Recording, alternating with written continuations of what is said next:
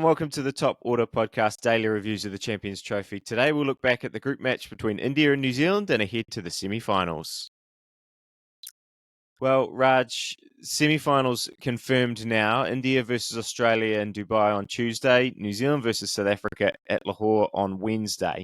But I think before we look ahead to those fixtures, let's talk about today. I mean, personally, I think this has been quite a useful encounter for both teams, but ultimately it's been India who've come out on top. A big part of that's down to their spinners. And I think when you sort of look at, we might look at the start of this game really, because I think there were quite contrasting approaches to this game that ultimately made the difference. Mitchell back for Conway for New Zealand. Looked like, to me, they picked the team they wanted to play for the semi-final. They weren't too concerned about these conditions. But India went with a really spin-heavy attack. They brought in Varun Chakravarthy for Harshit Rana. They talked about that, or at least the media did talk about that as being more of a resting, more of giving an opportunity to Varun. But now I wonder if that might be, we'll talk about this in a second, whether it's something that they go ahead with. But yeah, what did you make of the start of the game? Because New Zealand decided to bowl first and really went, okay, I think they went, okay, we've got our seamers, let's try and make the most of them at the start of the game. And they bowled really well at the start. Yeah, I think we did, as you say, contrasting approaches to the game. There's not many. We didn't have any other spinners that we could have chosen anyway. I feel like if India had 8 spinners, they might have chosen 8 of them. But two different contrasting approaches to the game. I also think that in the back of our minds, or back of the brains trust's minds, was that we prefer to chase against India, or we prefer India not to chase because they are such a good chasing side, especially Virat Kohli. But yeah, we chose to bowl first. That's great, and I think we executed up front. We bowled good areas. India did come after us early. They did try to hit us off our lines, but it didn't work. We stuck to our lines. We bowled good areas, and we actually reduced them to 30 for 3. Some great fielding. Tell me what you thought about Glenn Phillips's catch.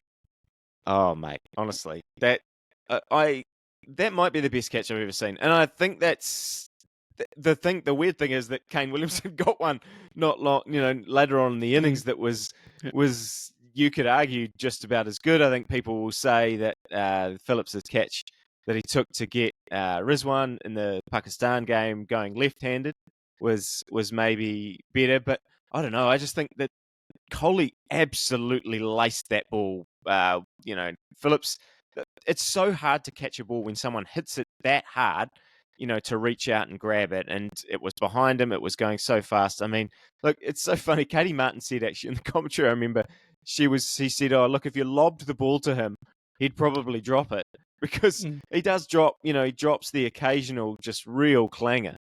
But I mean, boy, does he make up for it with some of those catches. And yeah, that was huge. I mean, the whole crowd just sort of stood there and nobody knew what was going on. Virat Kohli kind of, in the end, had a bit of a wry smile on his face, sort of walking off because, I mean, if you're going to be critical, you'd say don't hit the ball in the air. But, I mean, he smashed that and, not many other people in the world are catching it. So, yeah, brilliant stuff. There was some great catches throughout the whole game, really. Akshar got a really nice catch to get Rachin early on.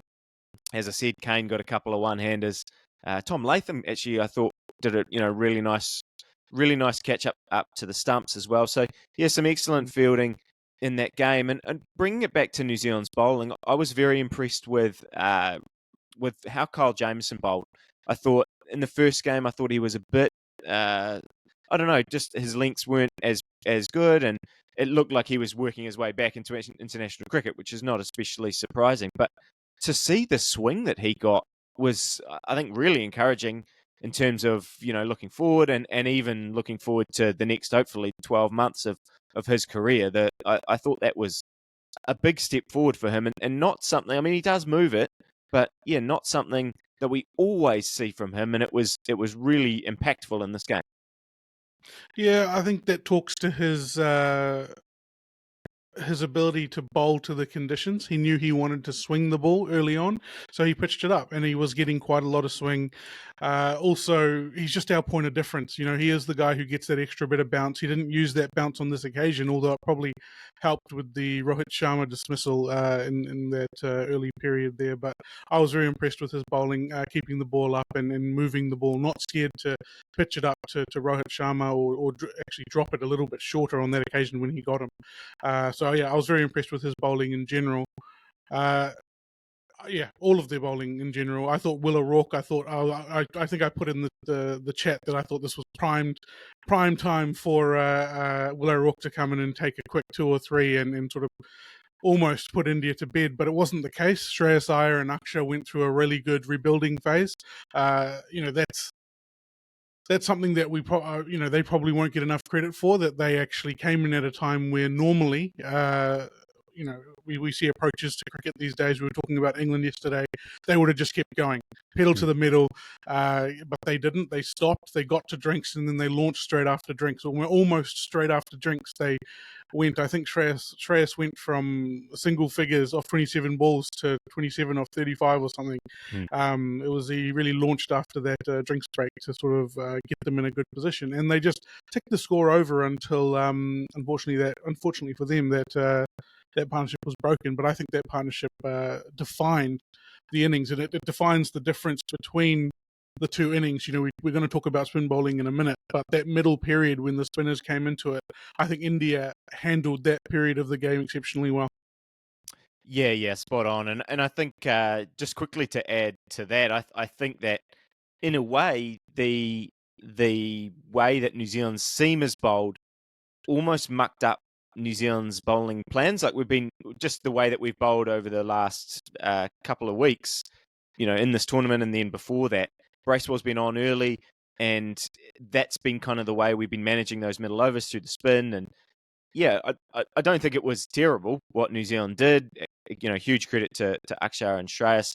I think I said last time we were talking about the Indian game, I think Shreyas is maybe not in India massively underrated, but I think globally his sort of impact on that team has been, a bit undersold sometimes, because there's so much time spent talking about Virat and Rohit and Shubman Gill, who I knew he was a good player, obviously, but I didn't quite realise that he was averaging 62 in one-day cricket. So obviously a lot of those guys are talked about in great detail, and Shreyas and Akshay as well. Now that he's batting 5, the contributions that those two make are really undersold, I think. So yeah, massive contributions from them.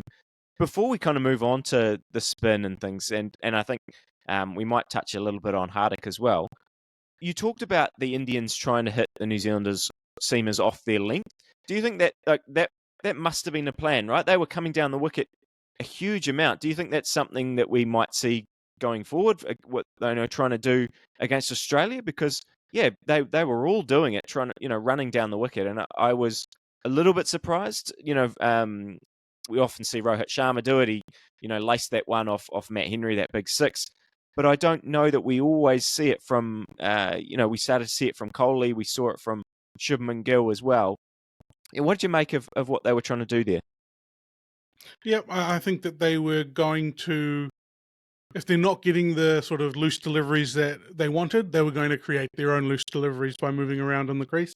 And for a short period at the start, it did work when Matt Henry didn't seem to have a response to Rohit Sharma coming down the wicket to him. But ultimately we held to our lines, and it came back to us. I think it was a premeditated plan. They're going to go after that ball when it's hard, when it's fresh. We see the hard new ball as our period to really shine. A lot of other teams see that period as the time to score runs, because the field's in and it's just the easiest to score off the fast bowlers on the kind of wickets that they're playing on.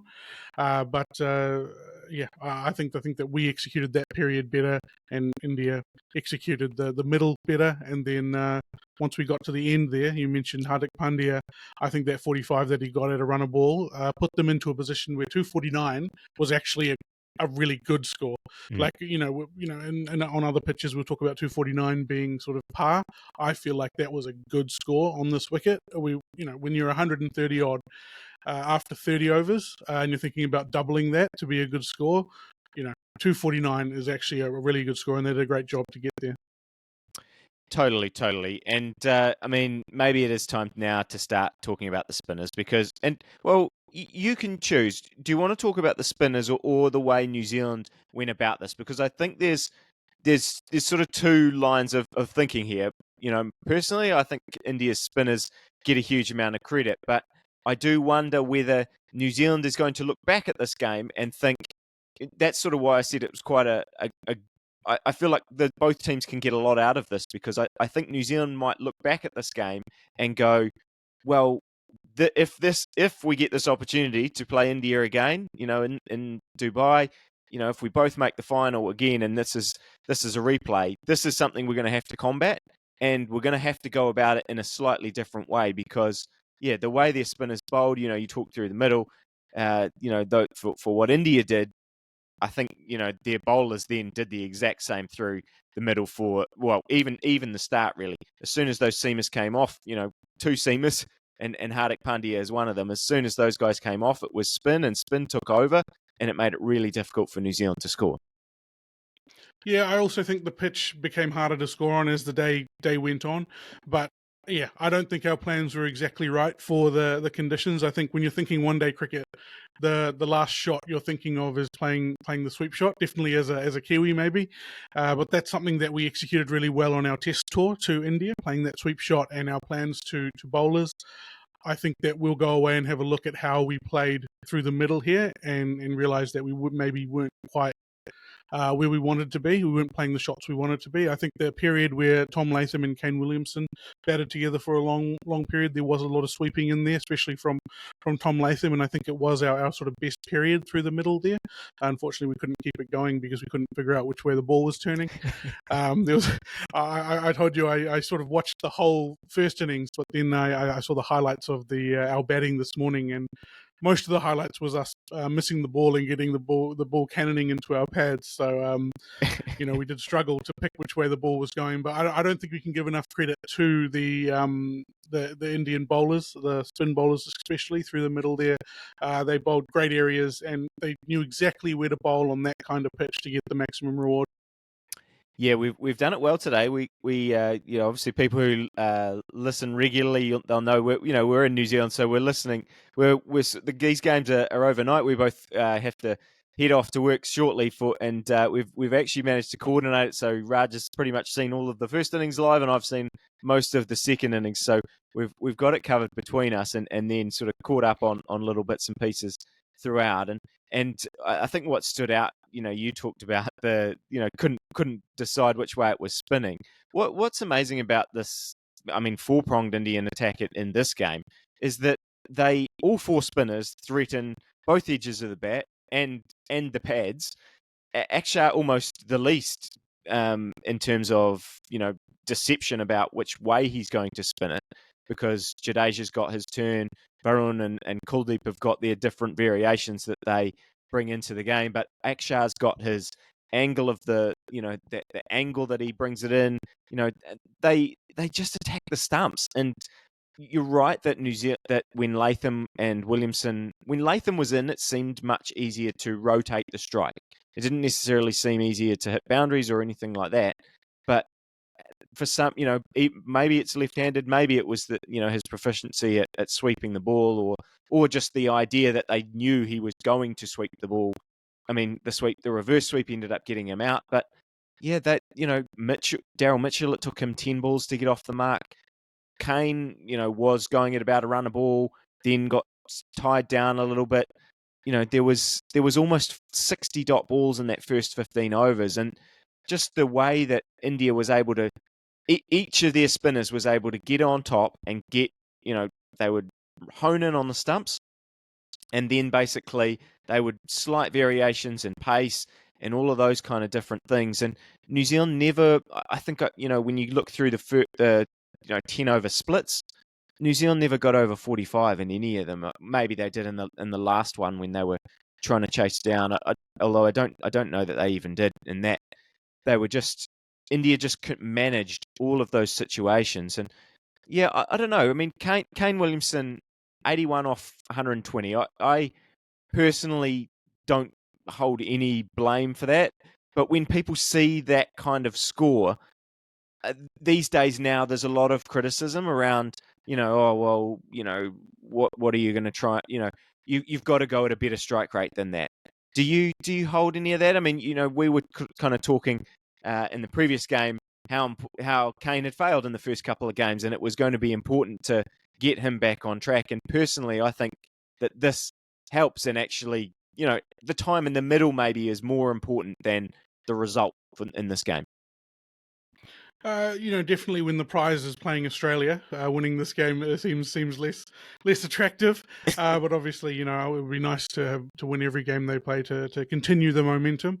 In terms of answering a question around the batting and the sort of paces, I think this is one of those pitches where you needed to understand very early on what a good score was, and I think India did that brilliantly. That was the difference. They understood brilliantly, early on when they were 3 for 30. Let's just face a few balls. 350 is not what we need to win this game. All of the games on those Dubai wickets have been lower scoring, and that may be an advantage of India playing all their matches over in Dubai, that they know exactly what the score is that they need to put up. I think that New Zealand were in a decent position for someone just to explode at the end, along with Kane or whoever was batting in that sort of last 15 to get them close to that score, and I just don't think it came on this occasion. I think from a pace perspective, or how we paced that chase, I didn't mind how we paced that chase. I think that we were in with a shot until we weren't, and we ran out of wickets.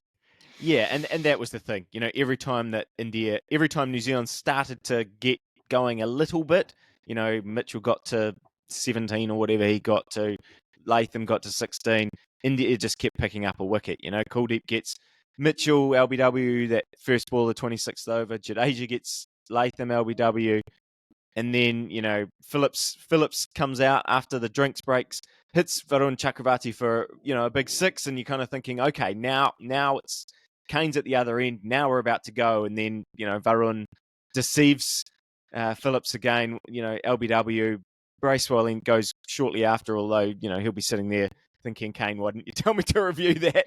Because, but it looked out, looked out-ish live, looked like one that you're probably not going to overturn. So, yeah, I don't hold too much credit there. I think, as I said before, I think Kane will look back at this innings and go, like, it was a useful innings almost, because he's had time on that wicket. You could see he was trying to find the gaps. He was trying the variations. He was trying, lap sweeps, deflections, the cut he was really looking for. But India's spinners just didn't give him that cut, and he was using his feet incredibly, all over the crease to Jadeja, trying to hit that lofted cover drive, trying to chip it over the offside. And yeah, I think just India bowled really well and made it really difficult. And yeah, as I said, there's a lot to learn from this innings, but really I think the credit has to go to that quality Indian attack. Well, one of the things that I noticed in our batting innings versus India's batting innings, they were playing off the back foot incredibly well. When they had the chance, they would go back and try and score runs that way, or they'd be coming down the wicket and getting to the pitch of the ball, which is what I think, Kane Williamson learnt that towards the end, and that's ultimately how he got dismissed, was coming down the wicket when, that's not normally his game, to sort of run down the wicket at bowlers. It'll be interesting to see tactically how the semi-final is played, and then ultimately, once we get through to the final, how we play, how we change our style of play if we are to play in Dubai. I think that there'll be a lot of learnings from it, for the next game, for any team that's going to go play in Dubai next. That's a nice segue to the semi-finals, unless there's anything you want to touch on more from this game. No, I think India assessed conditions really, really well early on, and they thoroughly deserved this victory. We were in it till the end, but ultimately fell short. as I said earlier, when the prize is playing Australia for a New Zealand cricket supporter, sometimes if there's a game you're going to lose, maybe that's not the worst thing in the world. Although South Africa is not necessarily an easy task either. Yeah, well, we have differing views on this because, I'm not thrilled about playing South Africa. I think they're, the way that they're going, the way that their side is built. I'm quite concerned about the semi-final. Maybe we should start there because you obviously, didn't want to play Australia at the start because of, I assume because of scars of many years of as New Zealand cricket fans having to play Australia in big games. But how do you see this New Zealand South Africa game panning out? Because I think, if we think about the conditions that we've seen in Lahore and things, it's going to be quite different to that. And I think probably both sides are going to have, South Africa's probably going to play four seamers. So the game is likely to play out very different to what we've seen overnight. Yeah, I think that it suits our game more, playing against pace bowlers on a pitch that's not in Australia or South Africa, bouncing through sort of chest height. So I think it does fall a bit into our wheelhouse with ball coming on, but staying a little bit lower, and it suits our bowling attack as well. We didn't talk in the Indian game there about how we went at the death. I think if I just make a quick note on that, I think it was acceptable, but in the scheme of the game, it's what pushed India out of reach from a chasing total perspective. Playing South Africa, as you said, is something that we've actually been a little bit fruitful with in terms of competitions as well. 2003 World Cup, 2015 World Cup, we've been managed to knock them out of those World Cups, and it's it has less scars, as you mentioned. Just when you see that yellow and green Australian jersey, you just pack up and leave. But look, I think that playing South Africa is going to be just as hard a task as playing Australia or India would have been. But I think that their attack that they're going to put up is going to suit us, and the way that they bat in terms of how deep they bat into their innings, or not as deep as some of the other sides, suits us as well in terms of taking early wickets and controlling the middle. They won't have as many wickets in hand as other teams into that last period if we can take some wickets early on. So I think in terms of our matchup, I think we match up a little bit better with South Africa than a few of the other teams. Yeah, when you talk about the middle, and we've talked about the middle, sort of winning those middle overs a lot in this tournament, and I think we often do when we talk about one-day cricket, and it's funny because the criticism of one-day cricket is that the middle overs are boring, right? And it's often, but it's such a crucial part of, a crucial part of the game, and maybe it's not the most exciting in terms of explosive and all of those things, but I do think here it's going to be critical for New Zealand because, maybe we, if all goes well, we take a couple of wickets early on. I think that us picking up wickets during that middle phase is going to be so, so important. And that's where, I think Santner's going to be a massive key because if South Africa, the way that this tournament goes, right, the way that even South Africa have just structured their one-day cricket for the past year, 12 months or so, if we even look back to 2023 World Cup, they want to go hard at the end. They want Klaasen to be there with 15 overs to go. They want Miller coming in later. They want, Van der Dussen batting through the middle there, and they want to get to those overs where Klaasen and Miller just absolutely crush us at the end. And, we have to get wickets. We can't really... I don't think that if Santner and Bracewell don't get... if they get one wicket between them, I think that's a big problem. I think they really have to find a way to... whether it's by building pressure, whether that's, we bat first and we have to, get a good score and then suddenly there's some scoreboard pressure, or even, if we do bowl first and it's the guys can keep it tight up front and South Africa feel like they need to, the pitch is good and they feel like they need to go 350 plus or 300 plus to sort of put on a total, and New Zealand can build that scoreboard pressure. But yeah, I just think if that game gets to, 35 overs and South Africa's 3 down, the death bowling is our weakness, and the power hitting at the end is South Africa's strength. So yeah, it's that's the big key. Santner, his captaincy and his bowling is going to be so important. I think you hit the nail on the head there. We want to give South Africa's 5 and 6 a big job to do. We don't want them to just come in with a platform and be able to just push at the end. We want them to actually think about, what they've got to do here. What do they have to play for the team a little bit? That's what we want to do. We want to get that 5 and 6 in early. Just a little side note, you mentioned there about Santner and his captaincy. I thought that our fields through the middle against India today were actually really good as well. We mentioned it a couple of pods ago.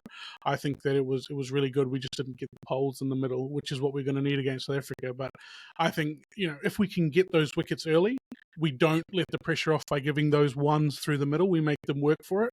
Whoever's playing against us, it seems to work well for us through the middle. Yeah, I've been super impressed with Santner in this tournament, and obviously before that as well. I think he's making he's making a very good impression for leading the side. So obviously we'll see how the semi-final goes. The other semi-final, India versus Australia. I mean, I think the first big question that I have around that game is Varun Chakravarthy, fantastic today. I mean, I think he's got to play, doesn't he? He's got to play 4 spinners. Are they going to play on the same? I know you probably don't know. Are they going to play on the same wicket? I don't know, but look, that balance worked for them, right? If that's what they think that they're going to come up against, a pitch that does spin like that through the middle, it's going to be hard for any batsman to sort of play against that. I think that is a massive advantage that they have 4 frontline spinners. Proved to be the difference in this match against us. It could well be the difference, in a game against Australia on the same sort of wicket. I'm looking through the Australian lineup, and they don't have a massive amount of spinners in their side. They've got a lot of part-timers, and Baldy was talking Marnus Labuschagne up yesterday about how good he is, and then Jamie started talking about Steve Smith's spin from the early 2000s when he turned up. I think that having those 4 spinners is a masterstroke. We talked about team selections going into this Champions Trophy, and a lot of teams had chosen out-and-out quick bowlers. India had gone almost the exact opposite and brought spinners. So they foresaw this, and it's giving them an advantage going into the back end of the tournament. What do you think Australia's going to do tactically after they would have watched this match between New Zealand and India? Do you think it's going to change how they come out and play? I don't necessarily know that it's going to change how they play, because I think they kind of do this anyway in their approach. But I think they'll go much harder at the spinners than New Zealand did, and I think they'll, in a knockout game, I think they'll have to. I think New Zealand. I mean, it's impossible to know the mindset, right? Whether New Zealand looked at this game and went, we don't have to win, so we, as you say, I think that the way we play the game, we try and chase it down in the 49th over and 48th over. Like that's how we were trying to go about winning this game. It wasn't about blasting the spinners out of the attack and causing problems. But I think Australia will look at that and go, look, if you don't hit those spinners off their lengths, they're just so good at being able to get you stuck. And I don't think the Australian batters will be more inclined to go, well, we're gonna attack them, and even if we're gonna take more risks, and we are prepared to lose wickets if it comes to that, because we don't think we can just sort of work ones in the way that that New Zealand tried to do and failed to do. Really, they couldn't get off strike at different times. I think you'll see someone like Steve Smith, who's very, very good at that. He'll, I think if we try and think about how things go well for Australia, it's probably Smith bats for a significant amount of time, kind of bats through the innings, and some of those other players are able to go harder and bat around him. But I don't think they won't want to let the Indian spinners just settle on a line, because you could see they were, and while Indian spinners were doing that, they were racing through the overs. It was really, really, New Zealand just got so stuck today, and it's so hard to dig yourself out, because that's a big, biggish ground over there in Dubai. It's not easy to just go, okay, well, we're going to whack our way out of this, especially with the batters that New Zealand have. But yeah, I think Australia will will go into it with a lot more of an attacking mindset compared to how New Zealand went. Another thing I sort of barraged Baldy with yesterday was about his pace bowlers in the Australian side. We've spoken a lot about spin off the back of this game in Dubai.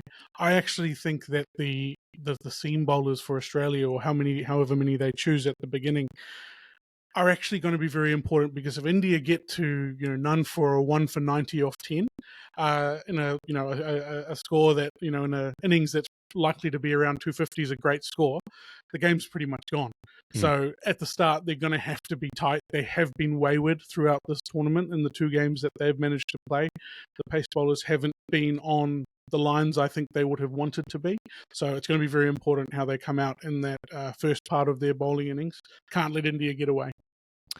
And yeah, I mean, Rohit looked in a mood today, and Virat Kohli did actually as well. The way he was hitting the ball, obviously they're 30 for 3, and those 2 on paper have failed, and you're going, okay, well, that's pretty disappointing. But yeah, they didn't look out of touch. I mean, when Rohit was hitting those early short balls, I was like, what are we doing bowling short to him? I would be pitching. I mean, I think that is going to be interesting. I think Australia should be trying to pitch the ball up more often than not, even though the short ball has kind of got Rohit. I think you have to use the full ball, and then maybe try and use the shorter ball as your wicket taking delivery, as your more of a surprise ball. But yeah, I mean, honestly, if they go to 90 for 1, it's going to, off the first 10, 12 overs. It's that's going to be a big problem. I find it sort of quite hard to know what to make of Australia in this tournament, really, because they've beaten England, who have been very disappointing in a very high scoring game, and as you say, their bowlers got taken to the cleaners really in that game. Batters came good. They get a game rained out. They another no result, although it did look like they were going to chase down that score against Afghanistan. But yeah, sort of don't really know what to make of Australia. And before this tournament, with all the injuries and things, I didn't hold Australia chances very highly. So yeah, I don't know what to make of this Australian side and what's real and what's not. Yeah, I mean, we have all heard that story before, where we're counting Australia out at this world tournament, and then they're going to come in and absolutely destroy it and play really well. I think the massive plus that they have is that their batsmen have had time in the middle, even though they haven't completed 2 games. They still look good in those games. So I think that they'll be happy from that perspective and be confident going into any game that they play in the future. But just going back to what you were talking there about Rohit, I think that Australia do have a little bit of a distinct advantage. If they choose Dorcas and Johnson, they've got those left armers that can swing the ball back in. That's the sort of formula to Rohit. You want to bowl it full and on his stumps, the kind of Nathan Astle line. Being a Kiwi, that's what we compare it to, just hitting Nathan Astle in front of middle stump about 5 balls into his innings. That's what they want to do with Rohit Sharma. They want to pitch it up and don't give him any freedom outside off or short to hit the ball. But then that's sort of the opposite to Virat Kohli. You also don't want to bowl in his pads early on either, because he'll just start flicking them away. We didn't really concentrate on Virat Kohli much in that innings, but I don't think that he'd be disappointed in himself or anything in his his innings today. He absolutely middled that ball that got caught, and it's just one of those ones you have to walk off with a smile. I think that they're in great form, and that's a massive danger. If they can score 100 runs off 20 overs or less, in either of the next 2 games, if they even get through to the final, that's almost as good as gone for anyone that's playing against them. You have to hold them at the top like New Zealand did, but New Zealand couldn't really take the wickets through the middle. So that's what Australia's got to do differently. They've got to take wickets at the top and then continue that pressure through the middle. Do they have the stocks to do that? I'm not sure. I'm not sure if they do, but it'll be interesting to see how India approach those bowlers. Because as you said, I think that, you said Australia will come after them. India will go after the so-called part-time spinners that Australia have. So it'll be interesting to see how that goes. Quick prediction before we finish the show. Who's playing in the final? New Zealand and India are going to play in the final. Very nice. Very nice. No, there's no reasoning for me. It's just that's how it's going to go. Look, I think that New Zealand can beat any team that they come up against. Our massive weakness has always been playing on the subcontinent on pitches that turn. We are playing in the subcontinent, but not against a team from the subcontinent here. I think we can beat them at their own game. We match up well. It's just, we need to get into their order early, and then we need to go after their bowlers when we're playing and control that middle, so we don't have to launch at the end. Either if we're setting a total or if we are chasing, that we can get to a score 300 plus, which I think is going to be required in Pakistan. And then with the India-Australia game, I think that India is just going to be too strong in Dubai. Traveling to different conditions, they are quite different to the conditions that are in Pakistan. It has turned out to be a pretty good advantage for India. But look, they picked the side for it, and they now need to execute as well. What do you make of the final? Just hear your predictions. Surely they're different. I think India will win as well, and I'm worried about the South Africa side. I just am. I mean, and it's mainly that through the middle. I just think that our spinners are, I've really been impressed with, Bracewell. I've been impressed with Santner, constantly. Ravindra bowled 6 overs today. I don't think that'll be surprised if that happens. I think New Zealand, I don't think should be disappointed with how today went. Essentially, I don't think they got, massively outplayed. And apart from that spin, that spin area, I think like you said, we match up well against South Africa. I just think that power, that's always been this and the 2023 World Cup for New Zealand. I've always felt that when the real top teams have got that power to just go bang, and I worry that we maybe don't in the way that the other teams do. We do have Phillips, Santner that 106 metre 6 today. There's some power in this New Zealand side, but I just, at the real top end, I think that if we can't take wickets through the middle, South Africa is going to get too many for us. So, yeah, I mean, heart says New Zealand, but head would go South Africa for those games. Anything else before we round up today? No. Looking forward to the semi-finals. When are they? Just so we can tell our listeners. I've got it here in front of me. The first game is tomorrow at 10 p.m. New Zealand time. And then the next one is the day after, on the Wednesday at 10 p.m. New Zealand time. So Australia, India first, and then New Zealand, South Africa. Yep. Tuesday night, Wednesday night here in New Zealand time. So, yeah, really looking forward to these. I think that these 4 teams have been the best 4 teams, although, yeah, as I said, Australia, a bit hard to get a line on, but I think, we're seeing the teams that we kind of thought would come to the 4 in this tournament, and now now you're 2 wins away from the title. So, yeah, big opportunity for all these teams, and if you're a fan of one of these sides, it's time to get excited. But yeah, we'll be back after the semi-finals for reviews of both those games, and then looking ahead to the final. Thanks for sticking with us in these Champions Trophy daily reviews. We're really enjoying it. So make sure you like and subscribe and do all of those good things, and we'll talk to you again very soon.